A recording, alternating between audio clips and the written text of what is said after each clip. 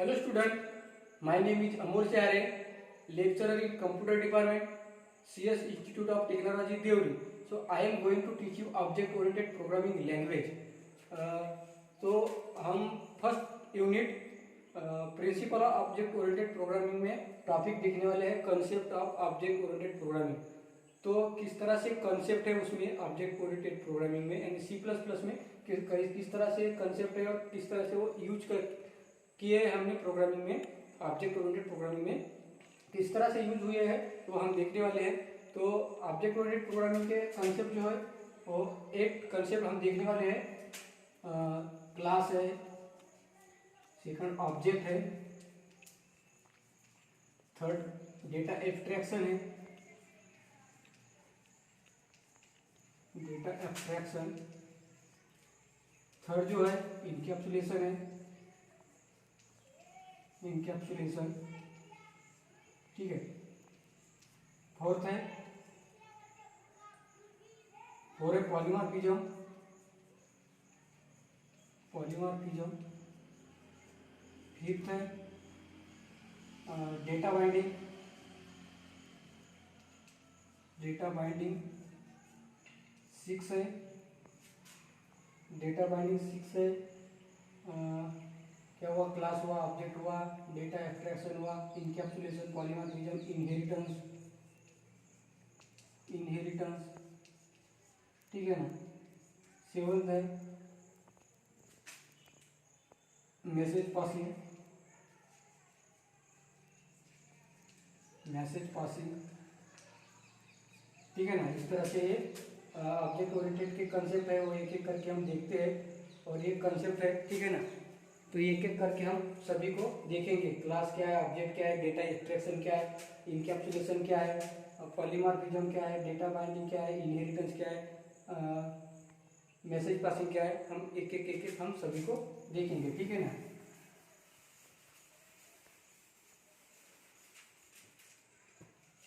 तो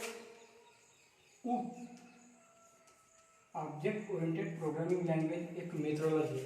क्या है ये मेथोडोलॉजी है जो क्लास और ऑब्जेक्ट को लेके प्रोग्रामिंग को डिजाइन किया है।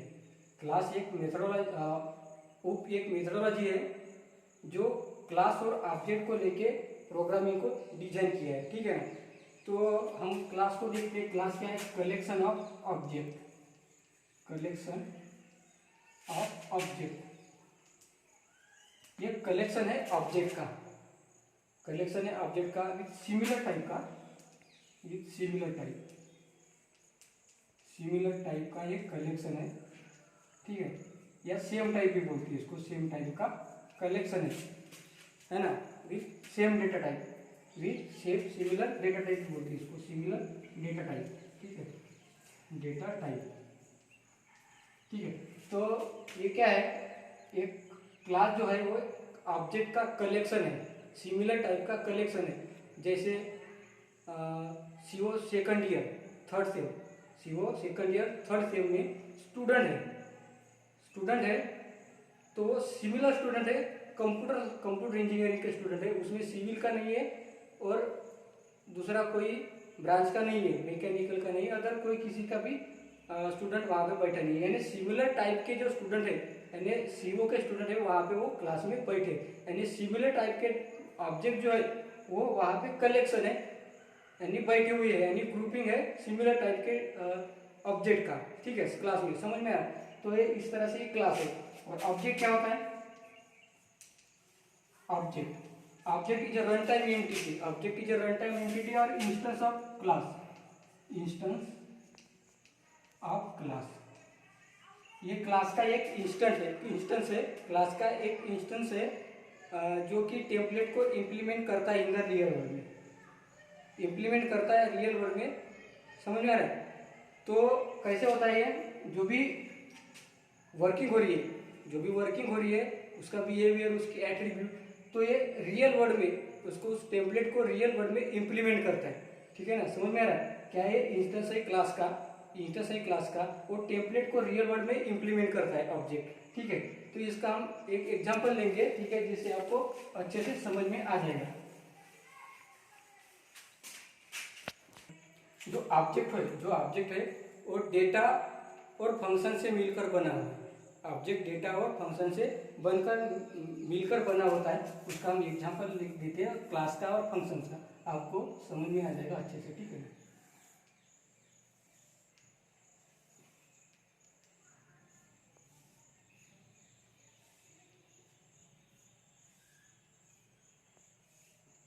ठीक है, ये एक ऑब्जेक्ट है, कार नाम का एक ऑब्जेक्ट है, कार नाम का एक ऑब्जेक्ट है जिसमें कुछ एट्रीब्यूट है और फंक्शन है, ठीक है। एट्रीब्यूट और फंक्शन, एट्रीब्यूट क्या उसका, उसको स्टार्ट करना, सॉरी एट्रीब्यूट उसके क्या हो सकते हैं, उसका मॉडल नेम, उसका फंक्शन,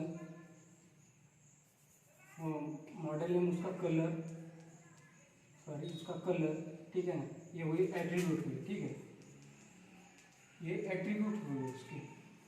देन फंक्शन क्या हो सकते हैं, उसको स्टार्ट करना,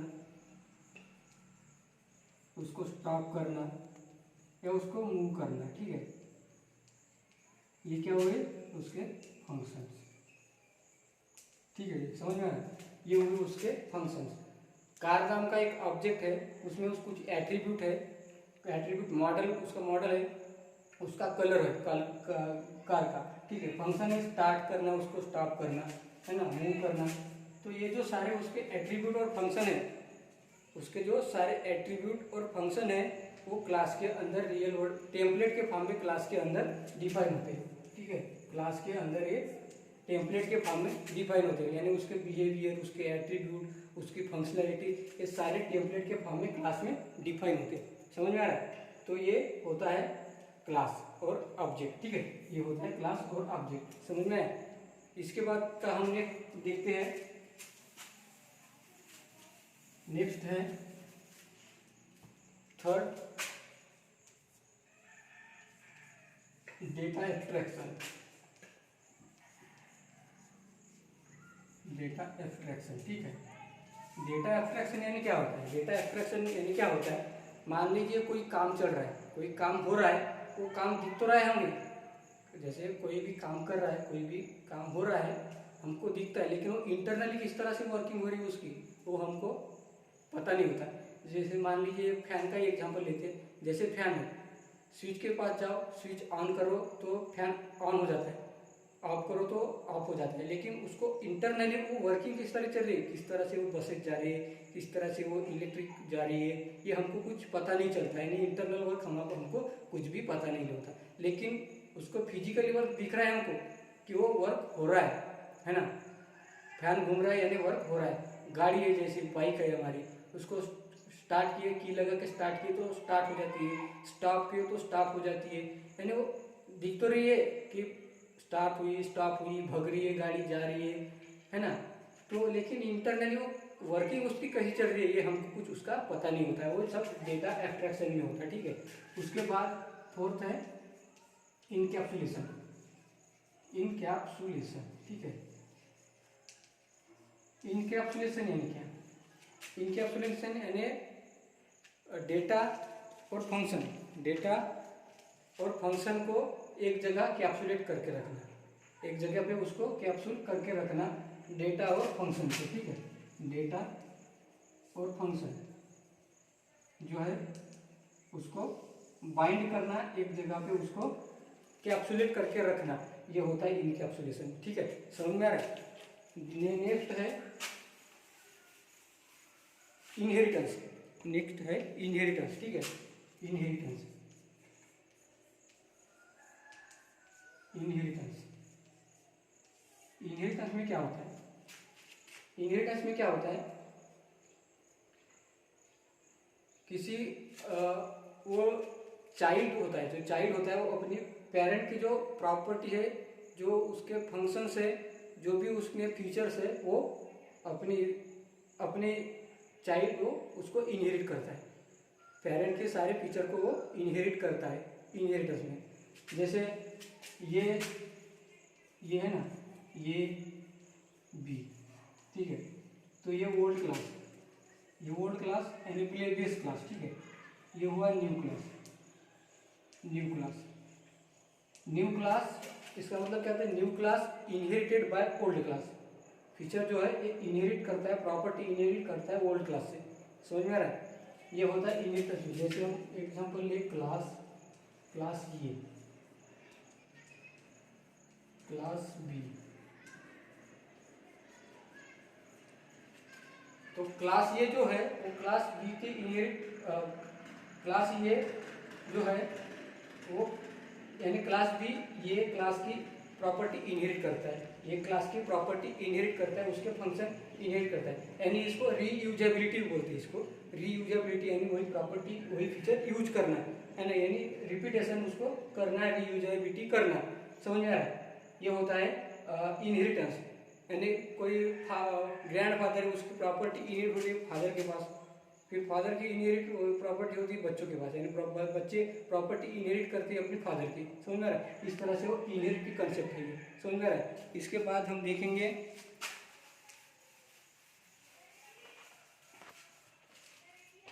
इसके बाद का नेक्स्ट है concept polymorphism. Polymorphism,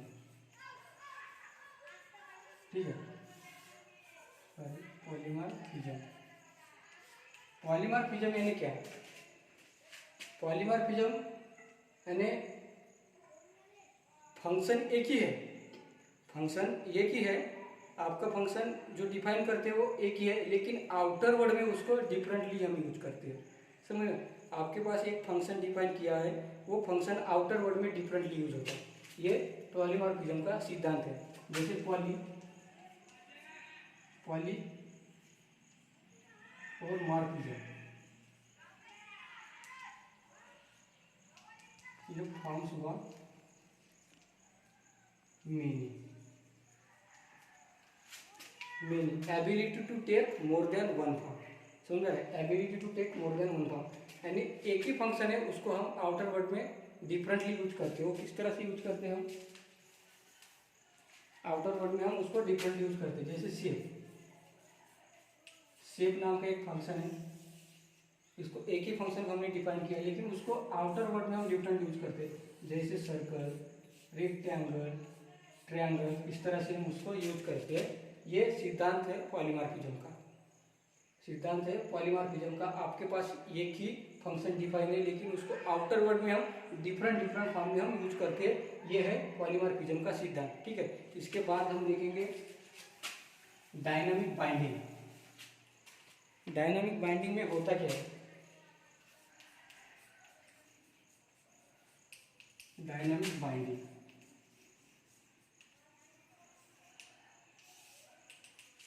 dynamic binding में क्या होता है?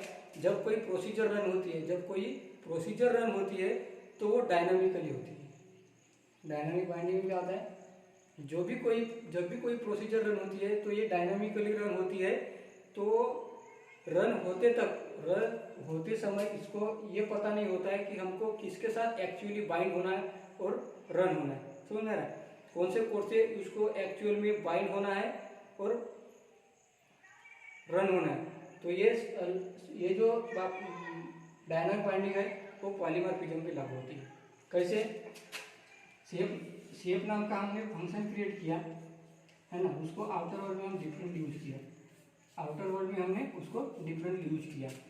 तो जब प्रोग्राम जब रन होता है, एक्चुअल में कोड जब रन होता है तो उसको ये पता नहीं होता है कि किस कोड के साथ उसको बाइंड होना है और क्या ड्रॉ करना है, सर्कल ड्रॉ करना है, रेक्टेंगल करना है कि ट्रायंगल करना है, ये उसको पता नहीं होता है। हाँ, लेकिन जब एक्चुअल में पैरामीटर जब पास होते ना, जब पैरामीटर पास होते तब वो एक्चुअल में किसी के साथ बाइंड होता है, किसी के साथ बाइंड होता है और प्रोग्राम रन होता है, कोड को रन होना पड़ता है। ठीक है, समझ में आ रहा है? एक्चुअली जब पैरामीटर जब पास होते हैं तब वो ये जाके किसी के साथ जाके बाइंड होता है और प्रोग्राम को रन करते हैं। ठीक है, ये हुआ डायनामिक बाइंडिंग। ठीक है,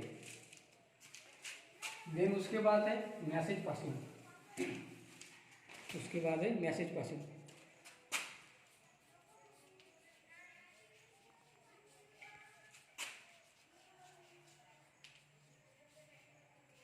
मैसेज पासिंग भी एक ऑब्जेक्ट ओरिएंटेड का एक कंसेप्ट है।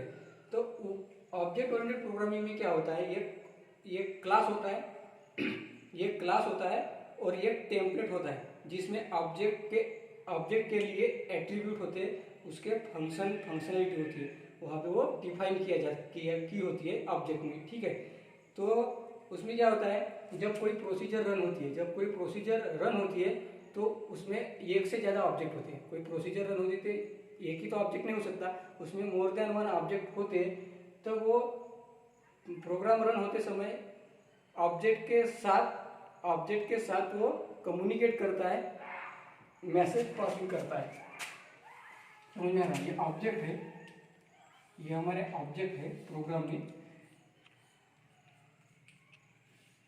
तो प्रोग्राम में एक ही ऑब्जेक्ट तो नहीं होगा, है ना, प्रोग्राम में एक ही ऑब्जेक्ट नहीं होता, तो इसलिए वो प्रोग्राम रन करने के लिए वो एक्चुअली किसी के साथ वो बाइंड होता है, मैसेज जो है वो आपस में कम्युनिकेट करते, मैसेज पासिंग करते। समझ में आ रहा है? क्या होता है इसमें मैसेज पासिंग में क्या होता है, उसमें एक क्लास होता है, ऑब्जेक्ट ओरिएंटेड प्रोग्रामिंग में एक क्लास होता है, और क्लास वो टेम्पलेट होता है। वो क्लास टेम्पलेट होता है जिसमें ऑब्जेक्ट के लिए एट्रीब्यूट, बिहेवियर और फंक्शंस उसमें डिफाइन होते हैं। वो फंक्शंस और डिफाइन जो भी होते हैं वो ऑब्जेक्ट रियल वर्ल्ड में इम्प्लीमेंट करता है। जो भी उसमें फंक्शंस होते हैं वो रियल वर्ल्ड में इम्प्लीमेंट करता है। और जब कोई प्रोसीजर रन होती है उसमें मोर देन वन ऑब्जेक्ट होते हैं, तब वो प्रोसीजर रन होने के लिए वो एक्चुअली आपस में कम्युनिकेट करते हैं और मैसेज पासिंग करते हैं, देन वो प्रोग्राम रन होता है।